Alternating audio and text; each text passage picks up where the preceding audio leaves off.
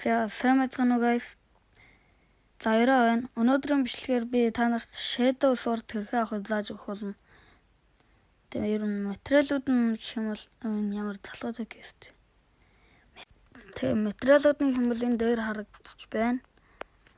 За тэгээ явж данжин руугаа орцгоё. Өөнөрөө данж орохоос өмнө хэрэг данд coin идсэн бол ийш ороод юмнуудаа coin-гоор худалдаад авчиж болно. Тэгээд одоо данжин руу орцгоё. Та Shadow Sword авахд хэрэгтэй болох зүйлс нь зөвхөн Seed данжингаас олдох болохоор зөвхөн Seed данжин руугаа л ороорой.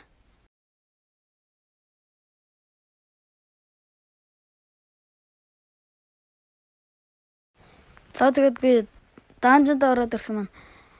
Тэгээд юм данжинда easy биш hard юм уу extreme данжин л сонгороо заяа.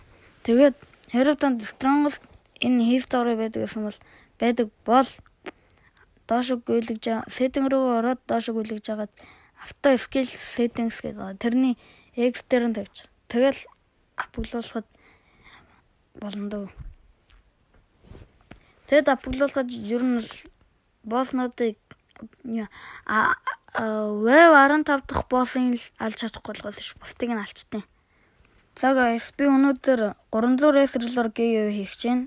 Тэгээ оролцох хүсвэл лайк, subscribe, comment хийхэд username үлдээгээрэй.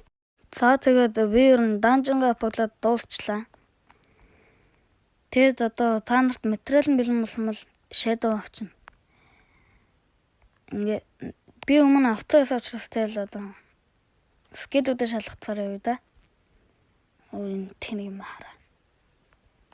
Миний ер нь дата амар муу байгаа учраас их газар шүү. За. Зүгээр tabs зоддог нь 17 сая. Z skill нь 53 сая. X skill нь 96 сая.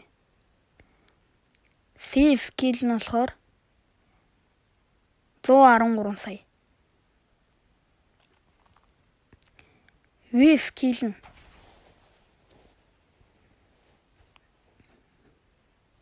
амар сүртэй юм ярилцаад 180 сая.